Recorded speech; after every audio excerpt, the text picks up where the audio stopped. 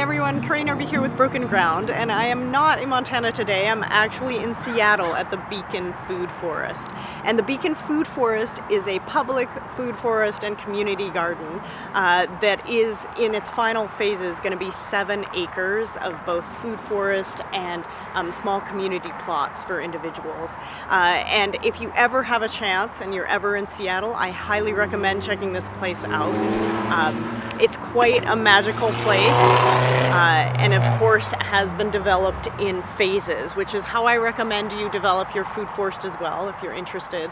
But we're right now in one of the first phases of the food forest, and behind me is a apple fruit tree guild, and all of this part of the food forest has been developed in these little guilds that people can see. So we have a nut guild, a hazelnut guild, we have a plum guild, we have an apple tree guild, and in this apple tree guild there are all sorts of different plants, many of which we can also plant in Montana.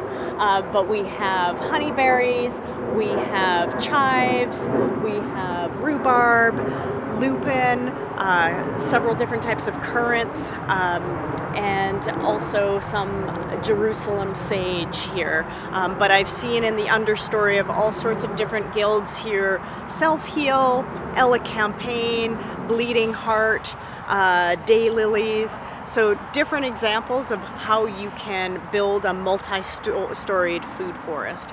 But the really cool thing about the Beacon Food Forest is the social permaculture aspect of it.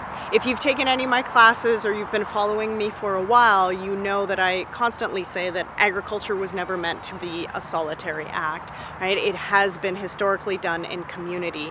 And this is a really great example of a community volunteer-driven public space. And so the whole idea with the Beacon Food Forest is public food on public land.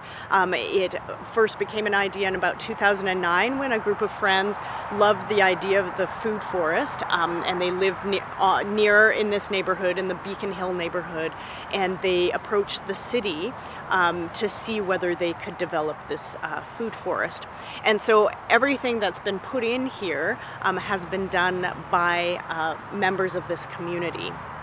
The other thing that's great about this food forest is that it's accessible to all. So public food forests in general that exist across the country have an open harvest policy. So anything that's mature, you can harvest it when it's mature and just wander through here and eat what you want. There are parts of the Beacon Food Forest here that are community plots, specifically for the individuals that have those plots, but definitely a lot of accessibility here. In addition to that, all of the signs are in at least what I've seen 4 different languages, so English, Spanish, Vietnamese, and Chinese, because the surrounding neighborhood is reflected in those populations. So again, you have an accessibility on a social permaculture level of it being open to all, of there being the opportunity to grow your own food even if you don't have access to land, and this kind of open harvest policy and this ecosystem that they've created here on this site.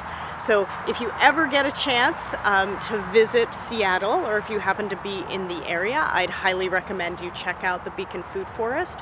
It's a really great example of social permaculture in action, of the permaculture ethic of fair share in action as well, and just overall a beautiful place to be.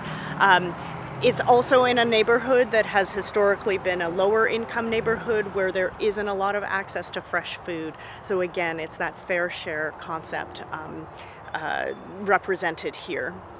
There are also public food forests. If you're in Montana, there are public food forests both in Bozeman that I was involved in and in Helena, so definitely check those out as well.